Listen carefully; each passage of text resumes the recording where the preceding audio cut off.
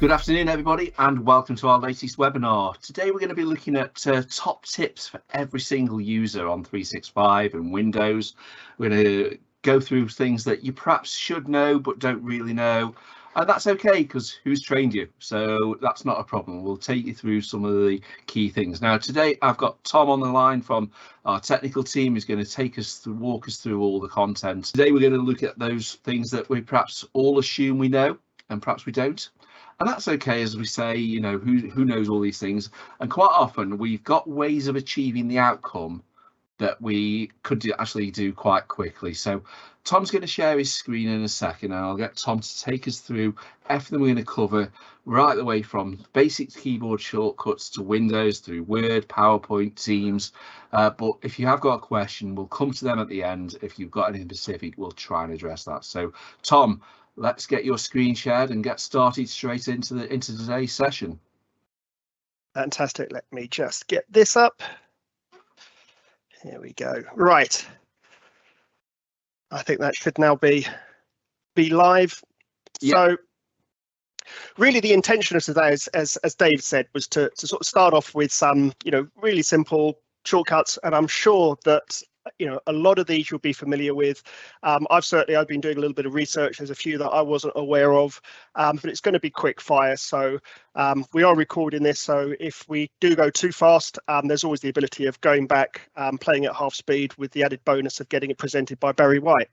So looking purely at Windows, first of all, we're going to do just a couple of shortcuts. Now, we know that things such as Control A for control, select everything, Control C for cut, copy and paste. So Control C, Control X and Control Y. These are your sort of day-to-day ones, but it's where they actually work. So for example, if you're working in Windows, you can actually use those same shortcuts. So if again, there's a little tip, hold down the Control key and scroll with your mouse wheel, and you can change the size of your icons.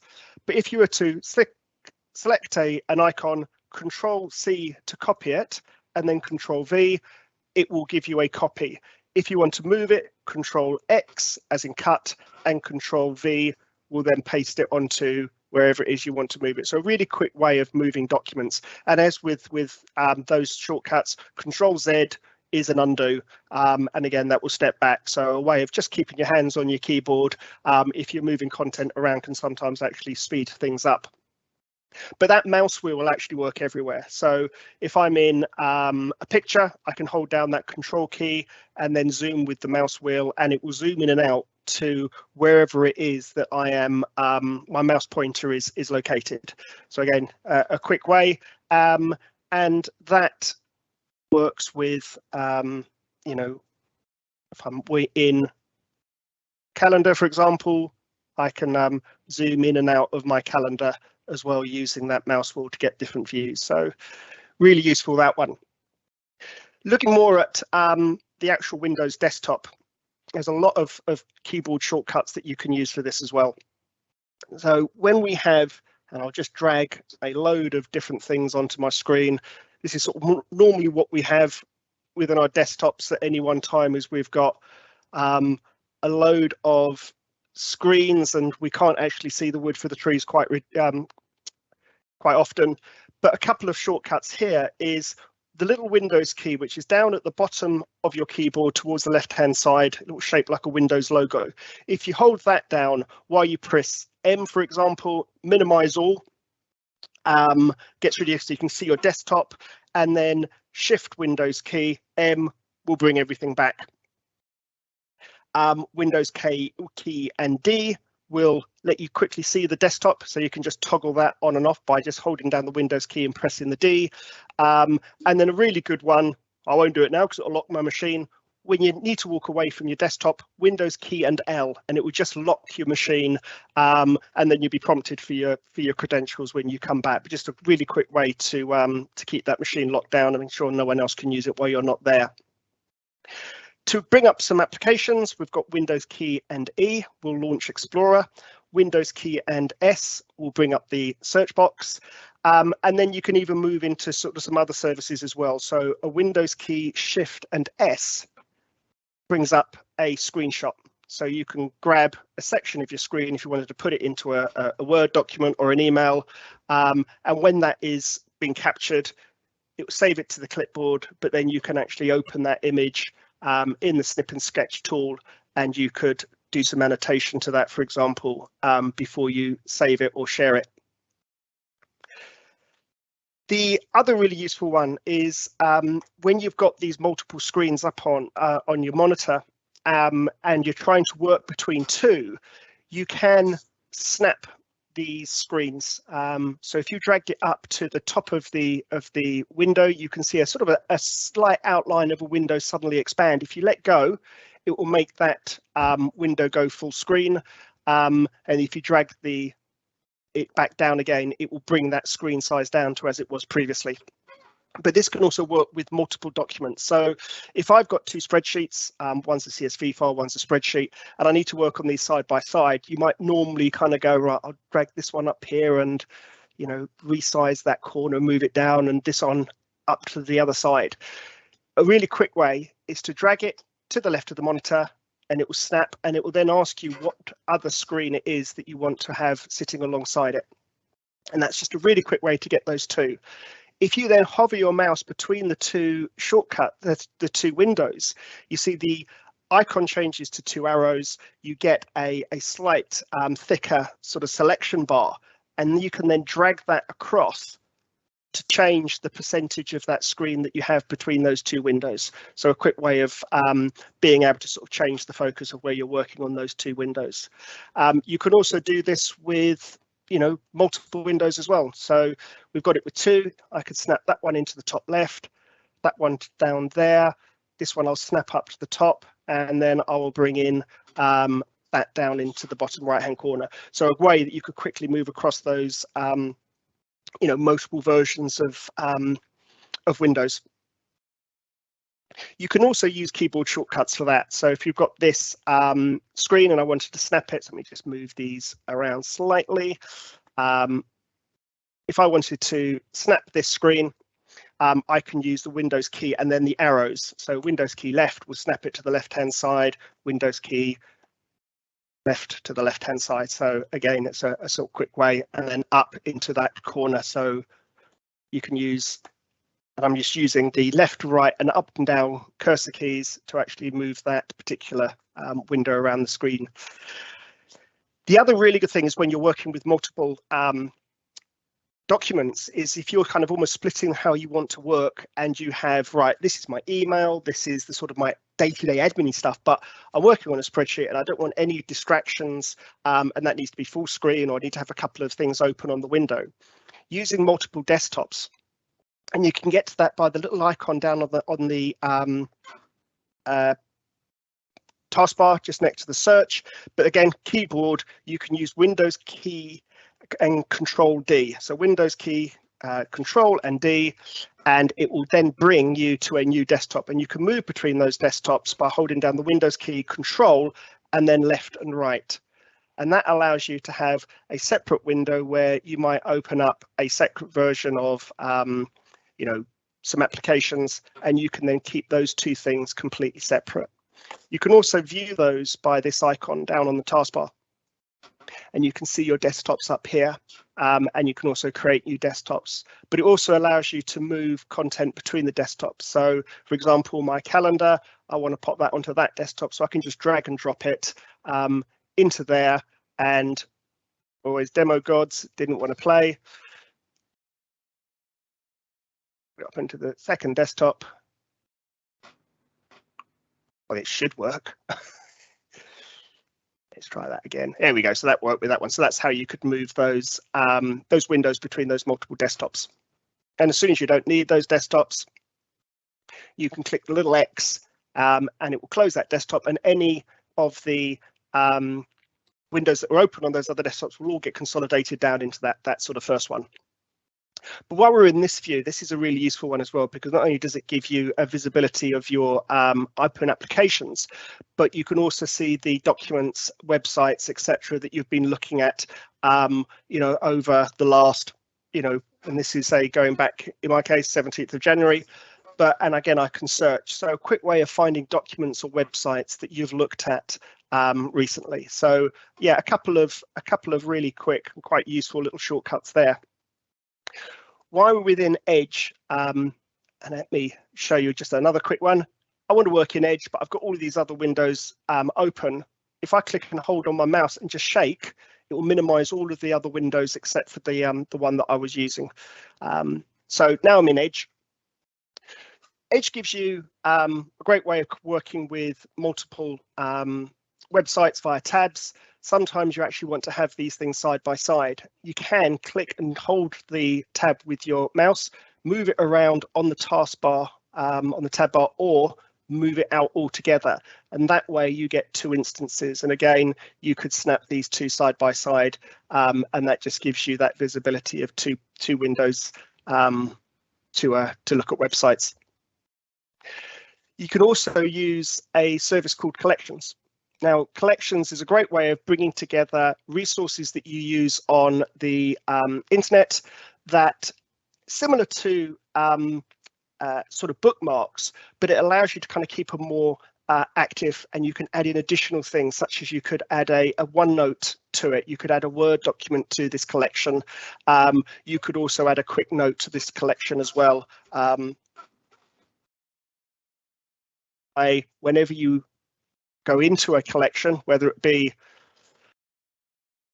the PDF document as this one, you've got the website's documents, but also any notes that you may have put with it. So a collection is a good way of being able to bring together some of the ways that you work with similar content. Now, there's a really good service within Office called Lists, and Lists sits really as a SharePoint tool. So SharePoint sits underneath all of your teams, and within that you have the ability of creating lists. Really useful. This demo I've got is just showing a fictitious sort of HR record, but having to go into the team and then open up SharePoint and then navigate to the team site. Yeah, I could do it with a bookmark, but actually there is Microsoft Lists, and you can get to it via your Office 365 homepage, and Lists will be sort of, if it's not shown here, clicking all apps, it will then give you the option, and I just did that so we can actually see it, to actually jump to Lists. But if you've got a list that you use regularly, what you can do is use Microsoft Edge to create an app of this list. So what that means is if I click these three arrows and click apps, I have the ability to install this site as an app. You can see I've already got a couple of others here for Teams and Office and Outlook, etc. But if I install this site as an app, I can give it a name, records, and then install that. But what that really means is, behind the scenes, it asks me whether I want to pin it to a taskbar, pin it to the start. Do I want to create a desktop shortcut? Do I want to start it when our device logs on? So if I allow that, now if I close this and minimize everything, what it gives me is that shortcut, both from the desktop, from the taskbar. If I want to, I can also pin it in here. And if I click on that, what it will do is it opens up like a mini application within Edge. You can see I don't have the usual navigation, but I get all of the functionality of that team site. So if I wanted to create a new item, I can do that, and it's sort of self-contained as a mini application. Just as an aside, Teams by default isn't the prettiest in terms of breaking down how your records are edited and added. So this gives you the opportunity of you can configure this layout. Now, it looks a little bit daunting. There's lots of websites that talk you through it, but it just gives you the ability of creating a header, creating a body, and determining what fields go into a particular section. And then you can also have a little footer as well if need be, but a really quick way of giving you quite a quite a nice looking form to fill in. And then lastly, within Teams, within Lists, you can use filters, and this is a really quick and really simple way of filtering data when you've got a large amount. So the little button up here gives you by default a number of filters that it will pick out, but what you can do is you can click any field and say I want to filter based on gender, and it will then give me the opportunity to select that field, and I can then apply that, and it will then provide a particular filter of that content. And if I then only wanted to see those in the West and those that joined in 2008, I could quickly filter down to that content. But then you can also save that view so you can automatically select that. So at the moment I've got group by region, I've got group by year joined, and I can revert back to that all items. But you can then create those custom views that give you a way of looking at that content in the way that you want to see it or more regularly need to see it. Now, going into Office, let me bring up Word. There's a couple of really simple things within Office that I think, you know, when I've seen people working and shown them this tip, it's kind of a bit of a wow, didn't know that was there. So that's kind of really what the aim of this is. So if we've got some content, and a quick way of actually creating some content is another little shortcut. If I go equals lorem, and lorem was the sort of a Latin format used by typesetters, where it gives you an amount of content, but doesn't use any real words, but just allows you to actually see what that may look like as a place setter. So type that, the number of paragraphs that I want, so we'll go with 5 paragraphs, then a comma, and the number of sentences, so I'll go with 10 sentences. And as soon as I press enter, so it gives me some default text that I can then use. But if you've got that text and you've got it where you've formatted it with a different font and a bold, and you've given it a different color, etc., and you can't quite remember exactly which color it was that you used, but you want to format some other text in the same way. If you just select a little bit of that text that's got the right formatting, and you've got this little paintbrush, it's on there, and it's also on here called the Format Painter. Clicking on that, you can then drag over other text, and it will copy that format from one to another. So a quick way of ensuring that you get consistent formatting across your document. Another way is using styles. So if I give just a couple in here and put a subtitle here, using these titles and headings allow me to quickly change the title. You can use under the design layout. There is a number of different ways, and once you've selected titles using that formatting, it recognizes that that is a title and will therefore update the formatting correctly. It will also give the ability that when you insert a table of documents, a contents page, it will use those headings as the titles, so it will automatically add those in. So a quick way of creating a table of contents. The other thing within Word is looking at tabs. Now, tabs are really useful when it comes to formatting your document. You need to be able to see the ruler, so we turn the ruler on.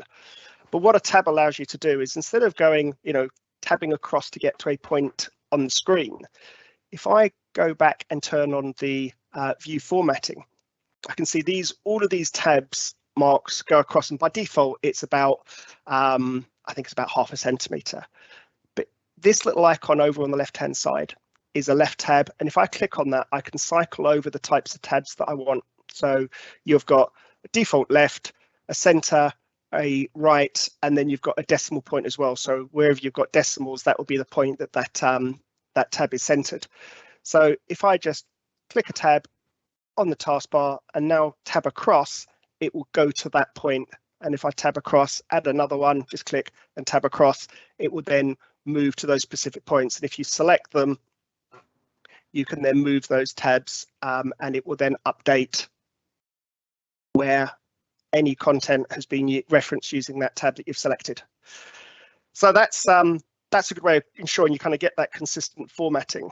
But the other point is, when you've got large content, how do you select it? So you can click and drag, but you can also double click to select a word, triple click to select a paragraph, but you can also Control and click to select a sentence. So again, a quick way of just ensuring that you get the right content, and if you only need to select a single sentence to make bold, you can do it that way.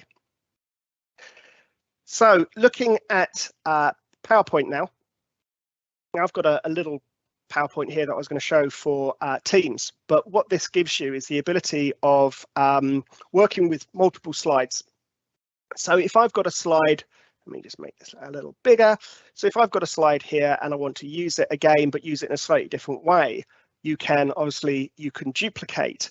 But if you need to bring in slides that you've got and you know that you've used slides within a different presentation, or someone else within the office that you've seen a slide that has some content, what you can do is use the insert option and reuse slides. So this is really powerful way of actually looking all across the locations that you have access to be able to find a presentation that you need. So in this instance, I want the NMC.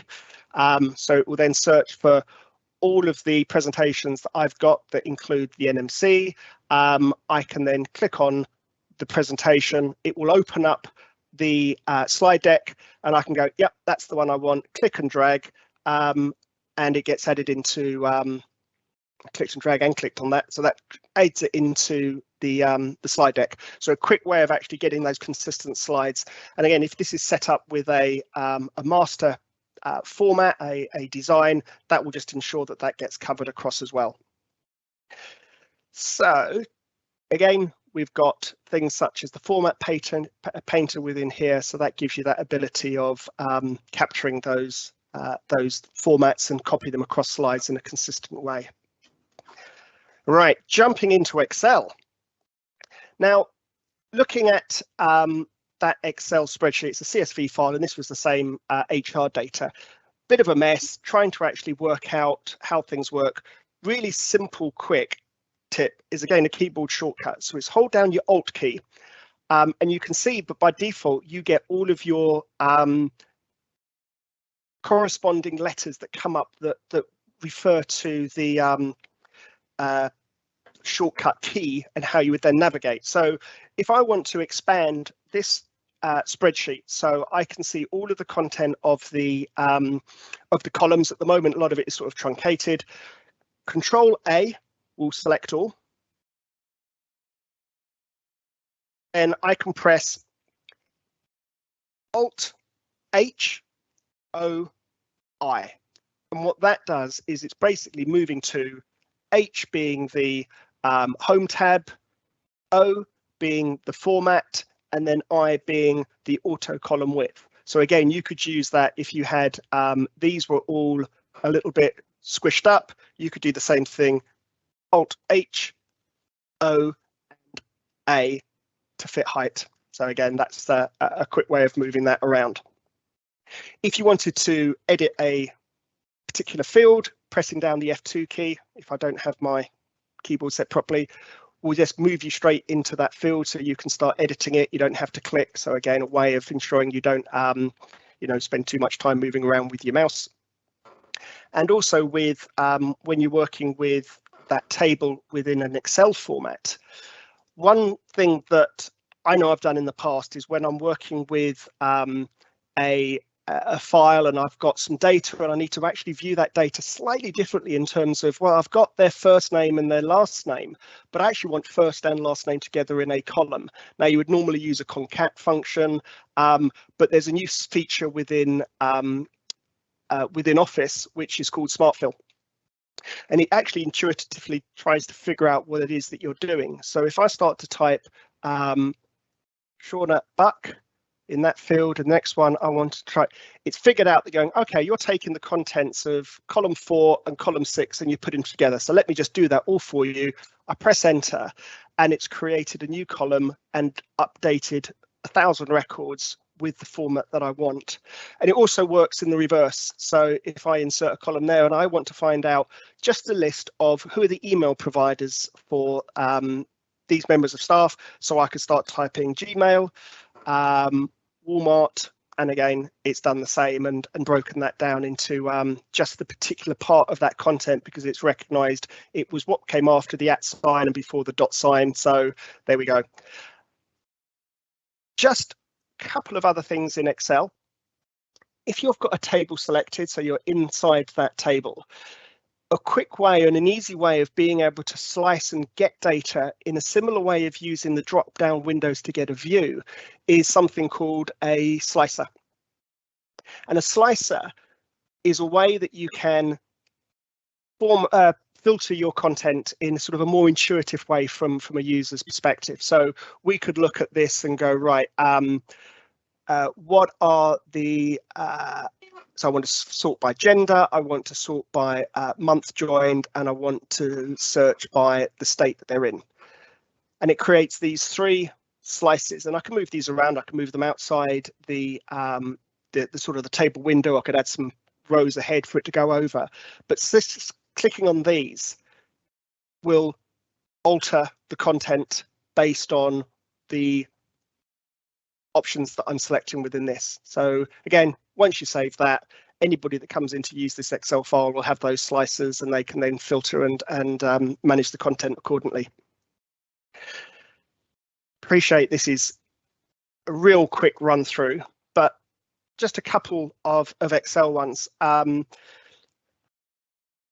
you're typing in a cell and you actually want a bit more room and you want to say a new line, and you'd press enter, it put you into the cell below. What you can do is, if you want to do a carriage return, is Alt and enter, and that will actually then store that within the same cell. So a way that you can get multiple carriage returns, and a way of actually formatting the data within that that cell a little bit more in a slightly more friendly way. If you wanted to write the same data into multiple cells, so I can hold down the Control key, move around, type in the first cell, and then press Control and enter, it will write that content into multiple cells. So again, if you've got that and you are moving across multiple cells, that's a real quick way of actually getting that data and save having to copy and paste or move it around multiple times. And another quick one. If we've got this data and I've copied it, but I don't want that data to be in columns, I actually want to switch it. So I have the columns, which are the employee number, and then the ID number sits underneath that as a row. So how do I transpose that? So you can right click into a cell to bring up this content, and you've got the paste special. If you click the paste special right at the bottom, you've got the option here to transpose. And what that'll do is it will take that content, and I'll actually send it out and I think it's because I've got some filters on here that it didn't quite copy as the way I was intending. So I'll quickly try that again. There we go.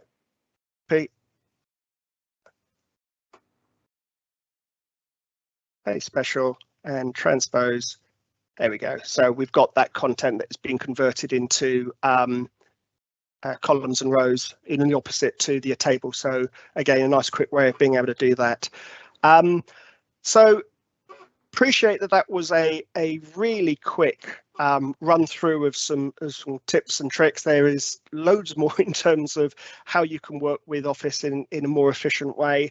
I know that David has got some sheets and some tips and tricks that have been shared through the Enabling Centre. So David, I'll hand over to you to close this off for the session.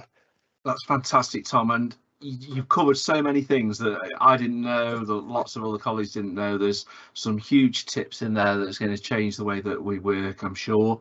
And I can't reiterate enough how good lists can be for managing. Don't manage a list of data in Excel, manage it in lists. It's so much better. You can do so much more with it.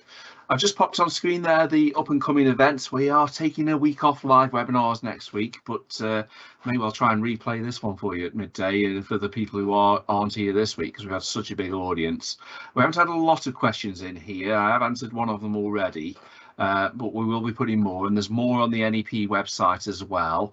But we have posted a couple of new links this week into the team, which is a Teams guide. It's almost an etiquette guide. It's not a technical guide. It's a guide for users on what to press when. Instead of just giving a thumb, saying thanks for sending that message, giving a thumbs up in a chat message to show you've acknowledged it, all those sort of things that you can share amongst your team. And then we're picking up on the Federation. How do you as a user know that you can use Federation? And those guides are there. I've put some simple URLs. We've pasted them in the chat so you can use them. So please get involved. I say we're not around next week, so join us again the week after, where we've got the webinar on Stop Search Scrutiny, collaboration workshop coming up, Operation Hampshire on the 9th of March. That's a really important one, where we're making the app available to all forces so they can start using it, and a targeted hotspot patrol power app the following week. So there's lots coming up. We'll probably do another one of these because I think there's so many more tips we can do. Replay it, take the bits you want to, but do visit the Enabling Centre, where we've put those new guides and all this sort of tips and trips are in there in the Enabling Centre. So you've got these guides, and remember, you've got all the tools in the modern learning pathways that are there to give you more and more tips that you can build all these content on your own forces. So thanks, Tom. You can take a breath now. Amazing bit of work. I'm sure people will be replaying this a lot. See you soon. So bye-bye.